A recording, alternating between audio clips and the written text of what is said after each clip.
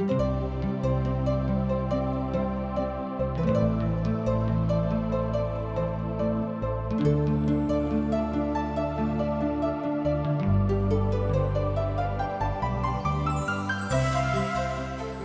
कहै छथि कि पापक मजूरी तऽ मृत्यु अछि, मुदा परमेश्वर के वचन हमरा प्रभु यीशु मसीह में अनंत जीवन अछि।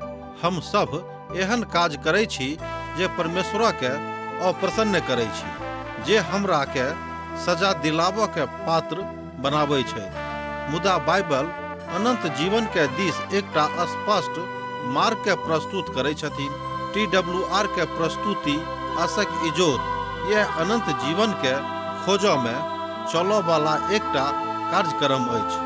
कृपया क देखू, सुनू, जाहिसँ परमेश्वर अहाँ के जीवन के मार्गदर्शक बनल रहे। आशा के इजोत मैथिली कार्यक्रम में हम एक बेर और अहाँक अभिनंदन प्रभु यीशु मसीह के मीठ आ पवित्र नाम से कह रहल छी। हमरा सब पुनः एक बेर आर पवित्र परमेश्वर के पवित्र वचनक अध्ययन करबाक लेल उपस्थित भेलहुँ हैं। अर्थात आजुक दिन हमरा सब यशायाह के पोथी के 54 और 55 अध्याय को देखब। अध्याय 54 में 53 अध्याय के प्रतीकात्मक प्रतिबिंब का बतावल गेल अछि। कियाक कि भजनक अध्याय थिक जे भजन उद्धारक दिस इशारा करैत अछि। अहाँ बाजि सकलहुँ हैं कि ई अध्याय का भजनक संदर्भ में लिखल गेल अछि। शैली जरूर भजनक जकाँ नहीं अछि, मुदा विषय वस्तु भजनिक जकाँ अछि। ई बात इस्राएली के नीक आ चमकदार इतिहासक दिस सेहो लऽ जाइत अछि। हालांकि हुनका काल में अर्थात यशायाह के काल में हुनका सभ के स्थिति बहुत नीक नहीं रहनि। ओ तऽ सियोनो के छुड़ाबवला और प्रतिभागी छथि आ एक रोज ओ अपन लोकक छोड़ेबाक लेल एहिठाम औताह आ हुनका छोड़ा कऽ एहिठाम सँ अर्थात एहि धरती पर सँ लऽ जेथिन। एहिठाम भविष्यवक्ता सोझा सोझी इजरायली सँ गप कऽ रहल छथि जे अहाँ सब गान करू। श्रोता मित्र, एहिठाम इजरायली शब्द सँ अर्थ अछि विश्वासी सँ, जे केओ प्रभु यीशु मसीह के ऊपर उद्धार कर्ता के रूप में ग्रहण करने छथि, जे सब केओ प्रभु यीशु मसीह के कारणे उद्धार प्राप्त कयने छथि, ओ सब केओ एहिठाम इजरायली कहाबैत छथि। कालांतर में इतिहास में ई बात परिवर्तित भऽ जाइत अछि, मुदा एहिठाम जे पृष्ठभूमि थिक ओ पृष्ठभूमि एही बातक दिस इशारा करैत अछि। यशायाह पोथी 54 अध्याय तकर एक पद एही बातक बताबैत अछि, एही बातक सत्यापित करैत अछि। जँ अहाँक लग पवित्र पोथी अछि तऽ अहाँ पढ़ि कऽ देखियौ स्वयं आ तकरा सत्यापित करियौ के। हम तऽ नहि गाबि सकैत छी, जँ अहाँ गाबि सकलहुँ हैं तऽ गाउ। कियाक तऽ एहिठाम पवित्र पोथी बताबैत अछि कि जे केओ प्रभुक लेल नीक गाबैत छथि, जे केओ प्रभुक लेल हृदय सँ गान करैत छथि, छुटकारा हुनके में छनि। अर्थात अहाँ बाजि सकलहुँ हैं कि बहुत संगीतकार सब संसार के कहैत छथिन कि संगीत सँ एहन मार्ग अछि, एहन बाट अछि जाय दऽ कऽ अहाँ सोझा सोझी अपन उद्धारकर्ताक संगे संबंध स्थापित कऽ सकलहुँ हैं। अर्थात संगीत एहन एकटा विधा अछि, एहन एकटा ध्यान विधा अछि जाय में ध्यान दऽ कऽ अहाँ प्रभु के संदर्भ में आबि सकलहुँ हैं, हुनक सानिध्य में आबि सकलहुँ हैं। कियाक तऽ संसारक बड़ नीक विधा यह थिक आ एहि में जाय विधा को संदर्भित कयने छथि ओ ई थिक कि परमेश्वर मनुष्य जाति सँ एहि रीति सँ संबंध बनाबै के इच्छा राखैत छथिन सेहो। एहि तरहक अभिव्यक्ति सेहो पवित्र पोथी के महान विद्वान सब अपन अपन बात में बाजने छथि, अपन अपन पोथी में बाजने छथि, अपन अपन पोथी में लिखने छथि। प्रकाशनक पोथी में एही तरहक प्रकाशन सेहो भेटैत अछि। जँ अहाँ 5 अध्याय देखबै तकर 9 पद आ 10 पद एही बातक बखान करैत अछि। अर्थात प्रकाशनक पोथी तकर 5 अध्याय 9 पद आ 10 पद जे पवित्र पोथी बाइबल के सबसँ आखिरी पोथी थिके। और ई ओ नव गीत गावे लगलाह जे अहाँ एहि पोथी के लेनाइ और ओहि मुहरक खोलबाक हेतु इच्छा राखैत छी। एहि तरहक संदर्भ अहाँ एहिठाम देखैत छी, मुदा अंतिम प्रभाग में एहि तरह बताओल गेल अछि। एकटा राज और याचक बनलहुँ हैं और ओ धरती पर राज करैत छथि। एहि तरह हमरा लोकनि देखै छी कि प्रभुके लोक प्रभु यीशु मसीहके संगे एहि धरती पर आबि कऽ राज करतथि। किनकासँ तऽ हुनके संगे करतथि, हुनके संदर्भमे करतथि, हुनका संगे संगे बैस कऽ लोकके न्याय करतथि। ओ हे प्रभु के दास, एहि तरह एक आदमी कहै छथिन कि हो हे प्रभु के दास, अपन कथाके अपन प्रभुके बड़ विनम्रतासँ कहियौ, किएक तो सुनबाक लेल तैयार छथि। हुनक कान अहाँके मीठ ध्वनि सुनबाक लेल ललायित छनि। एहिठाम हमरा लोकनि प्रभु कोई प्रेमक देखैत छी जे प्रेम प्रभु परमेश्वर मनुष्य जातिसँ कयने छथि। तैँ हमरा लोकनि 53वां अध्यायमे जाहि अध्यायके अध्ययन हमरा लोकनि पछिला दिन कयने छलहुँ हेँ, क्रूसित यीशुके विषयमे बताओल गेल छलैक। ओहिठाम एहि तरहके गुणगान कयल जा सकैत छै कि हे प्रभु, अहाँ अपन योजनामे अपन इकलौता पुत्रके पठा कऽ हमरा सभक लेल हुनक प्राण लऽ लेलियै, वा हुनक प्राण कहलियै जे अहाँ प्राण दऽ दियौ। ई दुनू योजना अहाँ सफलभूत कऽ देलियै। हे प्रभु, है योजनाके लेल हम अहाँके धन्यवाद दैत छी। एहि तरहक अभिव्यक्ति पवित्र पोथीके एकटा महान विद्वान एहिठाम बाजि रहल छथि, अर्थात यशायाक पोथी 54 अध्याय आ तकर 2 पद एहि संदर्भके आगाँ कहैत अछि। एहिठाम एहि तरह बतायल गेल अछि कि इस्राएली राष्ट्रक परिपूर्णताके साथ कहियो अपना अधिकारमे इस्राएली लोक नहि लेने छलाह। हमरा लोकनि जहन देखैत छी लय व्यवस्थाक पोथी, तकरा बाद हमरा लोकनि आगाँ सेहो देखैत छी कि इस्राएलीके जतेक जमीन पिता परमेश्वर ओतऽ देने छलाह, ओ सब समस्त भूमि के ऊपर अपन अधिकार नहीं जमौने रहत। हालांकि प्रभु की इच्छा रहन कि ओ सब समस्त भूमि पर अधिकार जमा लेक। तकरा बाद वो आगाँ बढ़ेक, मुदा ओ सब ई काज नहीं केने रहत।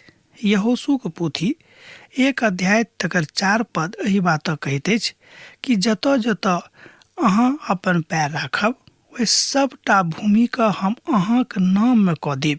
तहन ओहि कालमे कतेक जमीन रहै, मोटा मोटी एहि तरह विद्वान सब कहै छथिन कि जे ओ जमीन लगभग 300,000 स्क्वायर किलोमीटर रहै के।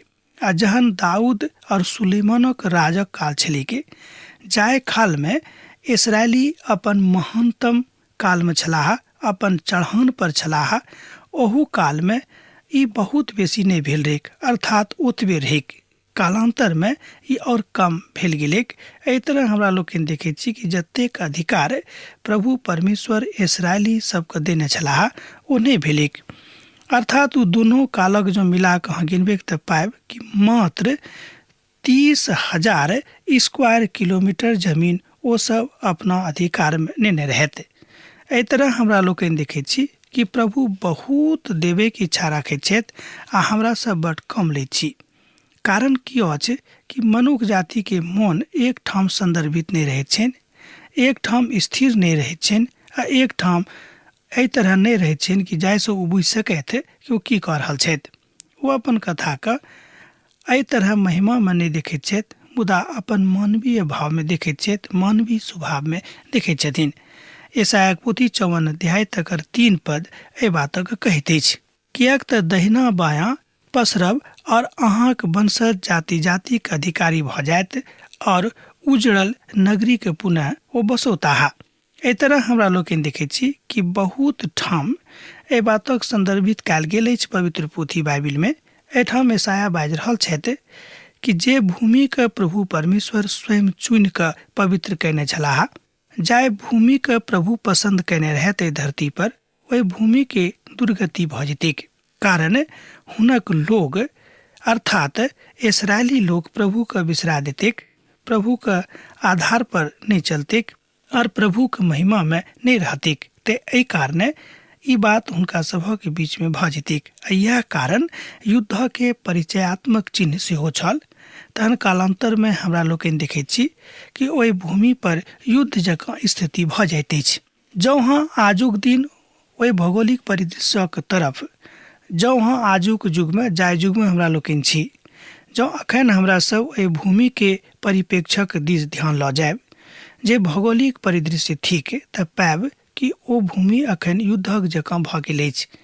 तहना बाजि सकैत छी कि यशाया जतेक भविष्यवाणी कयने छलाह ओ लगभग पूर्ण भऽ गेल अछि। आर किछ भविष्यवाणी पूर्ण हुआ वाला छै कि प्रभु यीशु मसीह आबि कऽ अपन लोकक के अपना संगे लऽ जेथिन। किएक तऽ अहाँके कर्ता अहाँके पति अछि, हुनक नाम सेना के यहोवा छनि और इसराइलक पवित्र अहाँक छोड़ाबऽ वाला छथि। ओ संपूर्ण धरती के परमेश्वर के सेहो कह देथिन। ए बातक हमरा लोकनि एहिठाम ईसायाक पोथी 54 अध्याय तकर 5 पद में देखै छी। आजुक युग में इसराइल वही पत्नीक जकाँ भऽ गेल अछि जे अपन पति के ऊपर पूर्ण भरोसा नहीं राखैत अछि। आजुक युग में लोग वही तरह भऽ गेल अछि जेना कि पत्नी अपन पति के ऊपर शंका करैत अछि आ पति पत्नी के ऊपर करैत छथि। एहि तरह हमरा लोकनि देखैत छी कि एहि तरह के अभिव्यक्ति के विषय में ईसाया बहुत पहिनहिए भविष्यवाणी कऽ रहल छथि। किएक तऽ यहोवा अहाँ केहन बजौने छथि जेना अहाँ छोड़ल और मनोक सिया और जीवनक त्यागल स्त्रीक जकाँ हुए के अहाँके परमेश्वर यह वचन अछि। अर्थात परमेश्वरक वचन यह अछि कि अहाँके गति एहि रीति सँ भऽ जायत। हमरा लोकनि जानैत छी कि परमेश्वर ओहि संदर्भ में आजुक युगक विषय में देख रहल छथि। तहना बाजि सकलहुँ कि ईसाया एकटा महान भविष्यवक्ता के रूप में एहि संसार में छलाह, जिनका प्रभु के दिव्य ज्ञान प्राप्त भऽ गेल छलनि, जिनका प्रभु यीशु मसीह के प्रकाशन प्राप्त रहनि। एहि काल में हमरा लोकनि देखैत छी कि लोक संदर्भित नहि होइत छथि। कने कालक लेल हम अहाँके छोड़ि देने छलहुँ हैं, मुदा अब अहाँके ऊपर दया कऽ कऽ पुनः हम अहाँके राखि लेब। एहि तरहक बातक हमरा लोकनि एहिठाम ईसायाक पोथी 54 अध्याय तकर 7 पद में देखैत छी। ओ अपन कथा के बड़ नीक बातक, अपन महिमा के बातक बाजि रहल छथि। एहि बातक हमरा लोकनि 2 कुरिन्थियों पोथी 4 अध्याय तकर 17 पद आ 18 पद में देखैत छी। ओतऽ एहि रीति सँ बतायल गेल छै, अर्थात कलेशक काल में, दुखक काल में परमेश्वर अहाँके नहि छोड़तैथ। एहि बातक हमरा लोकनि एहिठाम देखैत छी। हम तऽ देखल वस्तु के नहि, मुदा अनदेखल वस्तु के देखैत रहैत छी। किएक तऽ देखल वस्तु कने कालक लेल अछि, मुदा अनदेखल वस्तु सदा कालक लेल बनल रहैत अछि। एहि बातक हमरा लोकनि एहिठाम 2 कुरिन्थियों पोथी 4 अध्याय आ तकर 18 पद में देख रहलहुँ हैं। अब हमरा सभक लेल यह कहल जा सकै छै कि जाय बातक हमरा लोकनि अपन आत्मिक आँखि सँ देखैत छी आ दैहिक आँखि सँ नहि देखैत छी, तऽ हमरा सबके निर्णय लेबाक अछि कि हमरा सब कोन आँखि के ऊपर विश्वास करी। श्रोता मित्र, पवित्र पोथी के महान जानकार सब कहैत छथि कि अपन आत्मिक आँखि के ऊपर विश्वास करूं, किएक तऽ यह बात अहाँके परमेश्वरक लग लऽ जायत। एहि बातक संदर्भ हमरा लोकनि एहिठाम 54 अध्याय के 10 पद में देखैत छी। कि अहाँ एहि बातक बुझलहुँ हैं जे आजुक संगे बीतैत अछि, ओ ताड़ना दऽ रहल छथि। ईसाया अब एहि बातक लऽ कऽ आगाँ बढ़ैत छथि कि परमेश्वर अपन कथा के कहियो नहीं बिसरोताह। ध्यान देबै, परमेश्वर अपन कथा के कहियो नहीं बिसरोताह आ नहीं अपन वचन सँ ओ कहियो पाछाँ हटतैथ। किएक तऽ ई बात हुनका संदर्भ में छलनि। ई बात ओ जानैत छलाह कि हमर लोक जाबे धरि हमरा संगे रहतैथ, हम हुनका कहियो नहीं बिसारबनि। हमर लोक सब अर्थात जे केओ हुनका ऊपर विश्वास राखैत छथि, अपन उद्धारकर्ता के रूप में हुनका मानैत छथि। हमरा लोकनि आगाँ एहि तरह देखैत छी, अर्थात 55वां अध्याय में कि ईसाया के जाय बातक ध्यान देने छथिन वो ई थिक कि ईसाया 53 अध्याय के बड़ वैज्ञानिक अध्ययन सेहो कयल गेल छलिक। एहि तरहक घटना के हमरा लोकनि देखैत छी होइते संसार में बहुत वैज्ञानिक सब एहि 53वां अध्याय के अध्ययन केने छलाह। पहिने हुनका ई सबटा बात गप लागैत छलनि, मुदा जेना जेना हुनक अध्ययन आगाँ बढ़ैत गेलनि, हुनक तथ्य सबटा अनर्थ में चलि गेलनि, अर्थात असफल भऽ गेलनि। तहन ओ विश्वास कयलथि कि नहि जे किछु बातक के अध्ययन ईसाया केने रहथि आ जे किछु बातक के ओ भविष्यवाणी केने रहथि, ओ सबटा पूर्ण भेलिक।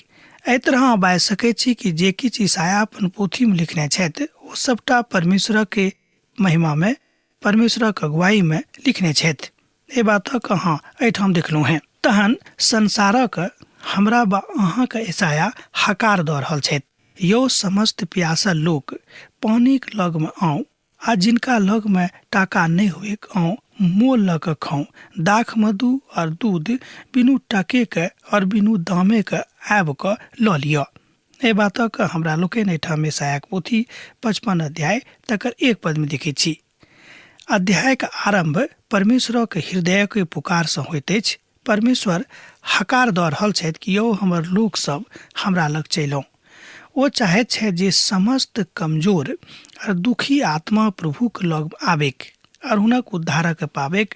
प्रभु परमेश्वर समस्त मनुष्य जाति के उद्धारक दिस लऽ जेबा के भरसक प्रयास कऽ रहल छथि। यह अछि वास्तविक हकार। आ सुधि लियोक, किएक तऽ परमेश्वर अहाँक सुधि लऽ रहल छथि। जे केओ गरीबक सुधि लैत छथि ओ वास्तव में प्रभुक लोक छथि। मान लियो अहूँ गरीबे छी, अहूँ किछु नहि कऽ सकलहुँ हैं, मुदा अहाँ अपन भाई के लेल जे गरीब छथि, अहाँ अपन बहिनी के लेल जे बहुत दुखी छथि, अहाँ अपन पड़ोसी के लेल जिनका दुनू टाइम ठीक से भोजन नहीं भेटैत छनि, हुनका लेल अहाँ प्रार्थना कऽ सकैत छी। यह वास्तविक बात हैत, यह वास्तविक प्रेम हैत। हुनका नहीं बताबियो कि हम अहाँके लेल प्रार्थना कऽ रहलहुँ हैं, मुदा हुनका बिनु बतौनहियो अहाँ प्रार्थना कऽ सकैत छी। हे प्रभु, हमर पड़ोसी के बड गरीबी छनि, हे प्रभु हुनक गरीबी के दूर कऽ दियौक। हे प्रभु, हमर गाम बहुत विकसित नहीं अछि, तहन अहाँ ई काज कऽ सकलहुँ हैं। अहाँ एहि बातक लेल प्रार्थना कऽ सकलहुँ हैं, किएक तऽ वास्तविक हकार यह दऽ देल गेल अछि। ओ 3 प्रकारक के पेय पदार्थक विषय में एहिठाम बखान करैत छथि। एक बात अछि पानि, जे हमरा लोकनि रोज पियैत छी। दोसर अछि दूध आ तेसर अछि दाख मधु। पहिला यूहन्ना अर्थात पहिल यूहन्नाक पोथी 1 अध्याय तकर 4 पद एहि बातक कहैत अछि। एहि बातक हम एहि द्वारा लिख रहलहुँ हैं जे हमर आनंद पूरा भऽ जाए। हम जहिया कहियो एहि पद के पढ़ैत छी, हमहूँ बड आनंदित भऽ जाइत छी। एक बेर आर देखियो, एहि बातक हम एहि द्वारा लिख रहलहुँ हैं जे हमर आनंद पूरा भऽ जाए। आ जँ अहाँ नीक विश्वासी छी तऽ नीक आत्मिक दूधक खोज में रहब, किएक तऽ यह प्रभुक ललसा छनि कि अहाँ नीक आत्मिक दूधक ललसा करैत रहू। आ जे भोजन वस्तु नहि अछि तकरा लेल अहाँ किएक टाका लगा रहल छी। आ जाय सँ पेट नहीं भरैत अछि तकरा लेल परिश्रम किएक करैत छी। और हमर मोन लगा कऽ सुनू, तहन उत्तम वस्तु के खा सकब और चिक्कन चिक्कन वस्तु के खा कऽ संतुष्ट भऽ जायब। एहि बातक हमरा लोकनि एहिठाम 55 अध्याय के 2 पद में देखैत छी। श्रोता मित्र, आजुक युग में बहुत लोग, बहुत विश्वासी सब टाका खर्चा करऽ में एम्हर ओम्हर ध्यान लऽ जाइत छथि। टाका अनेरे ओ खर्च करैत छथि। जतऽ हुनका टाका खर्चा करबाक चाही ओतऽ नहि करैत छथि, आ जतऽ हुनका टाका खर्च करबाक चाही ओतऽ नहि कऽ कऽ जतऽ नहि खर्च करबाक चाही ओतऽ ओ खर्च कऽ रहल छथि। एहि रीति पर हमरा लोकनि देखैत छी कि टाका के अनेरे लोक प्रयोग कऽ रहल छथि। कान लगाऊ और हमरा लग में आऊ, सुनब तहने अहाँ जीवित रहब, आर हम अहाँक संग में सदाक वाचाक मानब, अर्थात दाऊद परक कल करुणा कैल करब। एहि तरह हमरा लोकनि देखैत छी कि प्रभु बाजि रहल छथि कि जेना हम दाऊदक ऊपर करुणा करैत छलहुँ हैं, वही तरह अहूँके ऊपर करुणा करैत करब। अहूँके ऊपर हमर दया रहत, अहूँके ऊपर हम वही तरह परमेश्वर रहब जेना हम दाऊदक परमेश्वर छलहुँ हैं। परमेश्वर दाऊदक प्रति बड़ दयालु छलाह, ओ अहूँके प्रति ओतबे दयालु छथि। मुदा अहाँ आगाँ बढ़ि कऽ तऽ देखियौ कि प्रभु अहाँ सँ नेह राखैत छथि कि नहि। जँ अहाँके एहि बातक ऊपर विश्वासे नहि अछि तहन अहाँ ई काज नहि कऽ सकलहुँ हैं। एहि तरह हमरा लोकनि देखैत छी कि प्रभु यीशु मसीह के करुणा, प्रभु यीशु मसीह के दया आ हुनक अनुग्रह सब मनुष्य जाति के लेल समान रूपे राखल गेल अछि। एहिमे कोनो भेदभाव नहि कयल गेल अछि। एहिमे कोनो गरीबी आ अमीरी के भेदभाव हमरा लोकनि नहि देखैत छी। यशाया के पोथी तकर 55 अध्याय 4 पद में हमरा लोकनि एहि बातक देख सकलहुँ हैं, अर्थात एहिठाम साक्षी और प्रधान और आज्ञा देबऽ वाला ओ ठहरल गेलाह। एहि बातक हमरा संगे अहाँ देखियौ पवित्र पोथी सँ, अर्थात यशाया के पोथी 55 अध्याय तकर 4 पद सँ। सुनू, हम हुनका राज राजक लोकक लेल साक्षी और प्रधान आज्ञा देबऽ वाला ठहरेलहुँ हैं। प्रभु यीशु मसीह अपना आप का एहि युगक लेल साक्षी ठहरा रहल छथि। एहि तरह हमरा लोकनि देखैत छी कि प्रभु यीशु मसीह के वचन जो आबि कऽ एहि संसार में बजताह तकरा विषय में ओ पहिनहिए बाजि देने छथिन। एकर मतलब यह भेलै कि यशाया अपन भविष्यवाणी में प्रभु के साक्षात देख रहल छलाह आ प्रभु सँ साक्षात आज्ञा पाबि रहल छलाह। तैं हुनका आरंभ में कने संदेह भेल छलनि कि जाय बातक हम मनुक्ख बताबै छी ओ विश्वास करतैथ कि नहि। यह थिक परमेश्वरक बाट। एहि बातक अहाँ एहिठाम यशायाह पोथी 55 अध्याय आ तकर 6 पद में देख सकैत छी। जाबे धरि प्रभु मिल सकैत छथि ताबे धरि हुनक खोज में रहू। जाबे धरि काल धरि ओ लग में छथि हुनका सुर पाड़ैत रहू। एहि तरह हमरा लोकनि एहिठाम देखैत छी कि परमेश्वर जाबे धरि अहाँक लग में छथि हुनका अहाँ खोज करैत रहू, आ जाबे धरि अहाँक सुर सुनैत छथि अहाँ हुनका लग में जाकर सुर पाड़ैत रहू। यूहन्नाक रचल सुसमाचार 6 अध्याय तकर 37 पद सेहो एहि बातक एहि संदर्भके मजबूत करैत अछि। एहि तरह हमरा लोकनि देखैत छी कि प्रभु में ओ पावनतम बात एहिठाम प्रकट हो जाइत अछि। यशायाह पोथी 55 अध्याय तकर 7 पद एहि बातक कहैत अछि, दुष्ट अपन चाल चलन और अपन अनर्थकारी सोच विचार छोड़ कर प्रभु के दिस फिरे के ओ हुनका ऊपर दया करता है। वो हमर परमेश्वरक दिस करे के आ परमेश्वर हुनका पूरा रीति से माफ कऽ देतेन। एहि तरह हमरा लोकनि देखैत छी कि प्रभु परमेश्वर पापी के माफ करबाक लेल तैयार छथि, बशर्ते कि ओ अपन पापक छोड़ि देक। एहि बातक होइत, एहि बातक घटैत, एहि घटनाक सत्यापित होइत हमरा लोकनि प्रभु यीशु मसीह के जन्म भेलाक बाद देखैत छी। बहुत लोग अपन दिमागी करतूत सँ, बहुत लोग अपन दिमागी कर्तव्य सँ, बहुत लोग अपन दिमागी फरूस सँ एहि बातक कऽ रहल छथि। ओ बुझैत छथि कि हुनका से बेसी और केओ होशियार नहि छथिन, हुनका से बेसी और केओ विद्वान नहि छथि, किएक तऽ संसारिक रूपे ओ बहुत पैघ पैघ बातक प्राप्त कऽ चुकने छथि जे विद्वताक परिचायक अछि, जे बात विद्वताक सिद्ध करैत अछि। हम अहाँ से बाजब कि जे केओ प्रभु के ज्ञान सँ अनभिज्ञ छथि ओ प्रभु के नजरी में विद्वान नहीं छथिन। ध्यान राखब, जे केओ प्रभु के ज्ञान सँ अनभिज्ञ छथि ओ कहियो प्रभु के नजरी में विद्वान नहीं भऽ सकैत छथि, भने ओ संसारिक रूप में बहुत पैघ पैघ बातक प्राप्त कऽ लेने छथि। हमरा लोकनि जानैत छी कि परमेश्वरक एकटा छोट झटका मनुष्य जाति बर्दाश्त नहीं कऽ सकैत छै, किएक तो दयालु छथि, किएक तो बड़ कृपा निधान छथि। तैं ओ अहाँक ऊपर हमरा ऊपर दया कऽ रहल छथि आ मौका दऽ रहल छथि कि अहाँ सम्हरि जाउ। वास्तव में हम अहाँक संगे छी। वास्तविक प्यास यह थिक कि अहाँ प्रभुक वचनक लेल तड़पैत रहू, प्रभुक वचनक सिखबाक कोशिश करैत रहू, प्रभुक वचनक मनन कऽ कऽ ओहिमे से बहुत बातक सीख सीख अपन भाई बंधु के बताबैत रहू। गलतियों के पोथी 1 अध्याय तकर 11-12 पद एहि बातक कहैत अछि, ओ सुसमाचार स्वर्गक राज सँ आयल छलिक। हमरा लोकनि एहि बातक जानैत छी, किएक तऽ सुसमाचार अनेरे नहीं आयल रहिक। अब आजुक संदर्भ हम एहिठाम समाप्त करब। हमरा मौका दिअ अहाँ से विदा लेके। जेना अहाँ सब हमरा एहिठाम पाती लिखैत रहैत छी, लिखैत रहब, हमरा बिसरायब नहि। प्रभु यीशु मसीह के नेह अहाँके जिंदगी में बनल रहिक। आमीन। हमर विश्वास अछि कि ई कार्यक्रम अहाँके लेल लाभदायक सिद्ध अछि। हम चाहै छी कि अहाँ अपन आशीषके हमरा संग साझा करू। जँ अहाँ के नजीक बाइबल सँ आ जीवन सँ संबंधित कोनो प्रकार के प्रश्न भऽ सकैत अछि तऽ अपन समस्या के लेल प्रार्थना करबा के लेल जँ चाहै छी तऽ हमरा फोन नंबर पर जरूर संपर्क कऽ सकैत छी। परमेश्वर अहाँ सब के लेल एकटा सुंदर, सुखद, आनंदित दिन प्रदान करे।